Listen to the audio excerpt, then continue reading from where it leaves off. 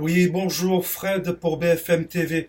Je suis actuellement sur la Canebière où, comme vous le voyez derrière moi, les Gilets jaunes et les CRS se font face à face dans un calme relatif. Je dis relatif car ayant couvert les événements du Venezuela et du Brésil, je peux vous dire qu'un mouvement pacifiste peut vite basculer dans une émeute totale.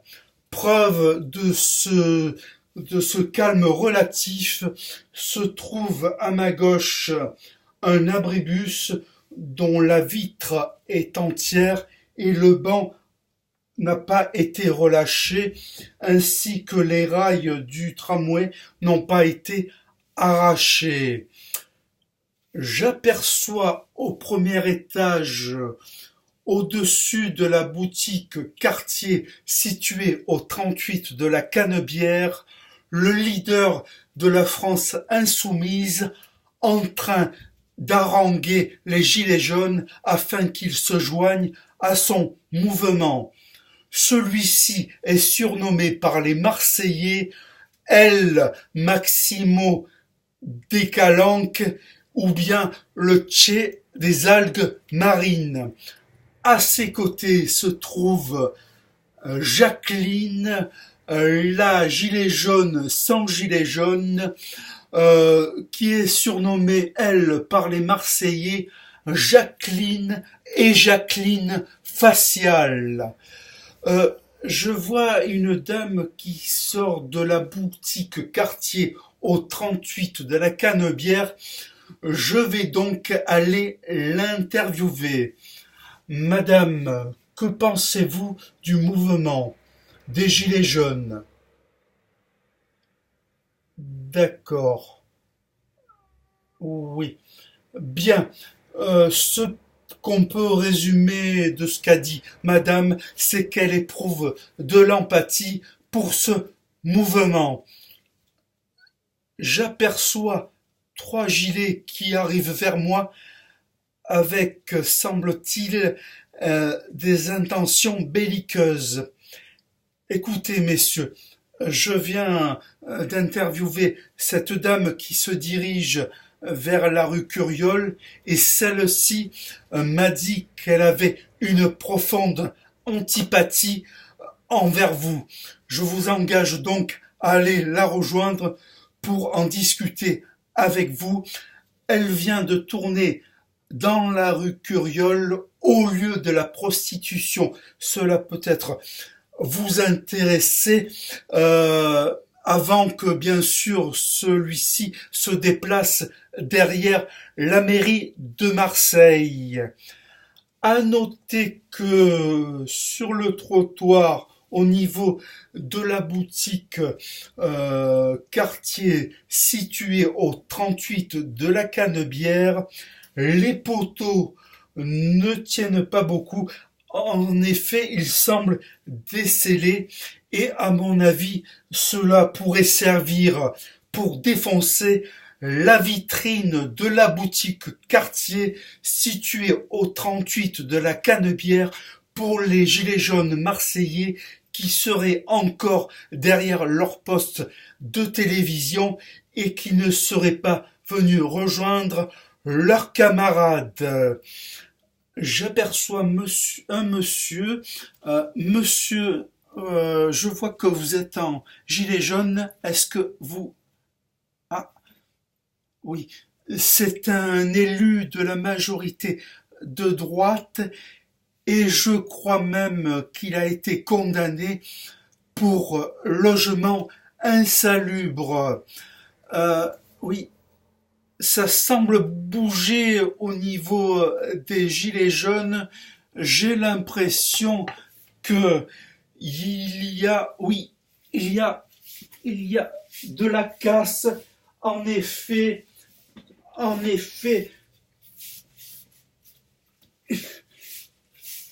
en effet, un gilet jaune aurait brisé la vitrine de l'abribus et je me suis pris quelques éclats de verre, mais c'est sans gravité. La police est en train de riposter avec des gaz lacrymogènes et tout semble retourner vers le calme. Je me dirige maintenant vers cette jeune maman et son fils. Madame, d'après vos gilets jaunes, vous soutenez le mouvement. Oui, oui, d'accord.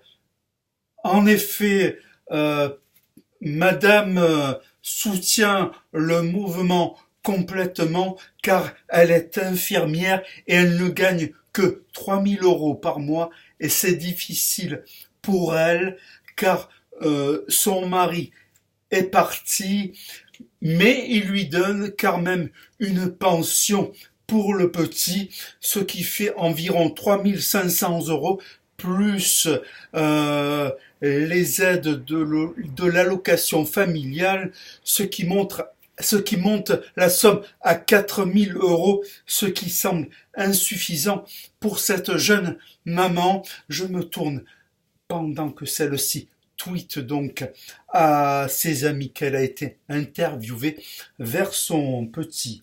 Dis-moi petit, est-ce que tu pourrais t'introduire parmi les gilets jaunes et te mettre au plus près des CRS pour leur donner un coup de pied. Et ensuite, bien sûr, tu t'en vas très vite et tu rejoins ta maman.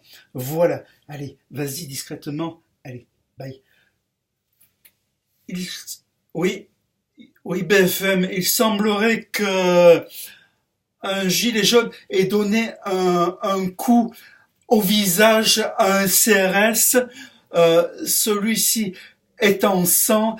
Ils ont donc répliqué avec des matraques et des flashballs et les gilets jaunes ont reculé et d'ailleurs ils se mettent en marche et se dirigent vers le Vieux-Port pour aller vers la mairie, pour aller réveiller le maire de Marseille. J'aperçois justement sur le passage un STF. Je m'approche de lui. Monsieur, est-ce que moyennant une somme d'argent équivalente à 50 €, vous pourriez enlever le barreau de l'échafaudage et lorsque les gilets jaunes passeront, vous faites basculer celui-ci afin qu'il s'écroule sur eux. Voilà, tenez, je vous remercie. Oui, donc tout se passe dans un calme relatif. Les gilets jaunes marchent tranquillement. Ils se remettent un peu des flashballs et des gaz lacrymogènes ainsi que des coups de matraque dûment donnés par les CRS et d'après certains, ce serait injustement. Oui, voilà, tout va bien. Mon Dieu, il y a un échafaudage qui est en train de s'effondrer. Et oui, il vient de faire plein de blessés. Donc, il me semble peut-être un mort. Ça crie, ça court de partout. Écoutez, BFND, il semblerait que, d'après la police, ce soit dû à l'ultra-droite ou bien à l'ultra-gauche, on n'en sait rien. Pour le moment, pour l'instant, je vais vous rendre l'antenne car c'est le chaos ici. Je vous tiens au courant. À plus tard, BFM TV. C'était Fred pour BFM TV.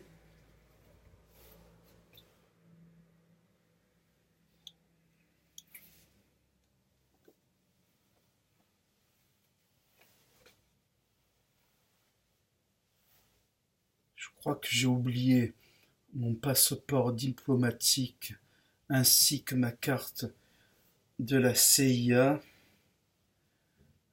dans le tiroir de la table de chevet de l'hôtel intercontinental.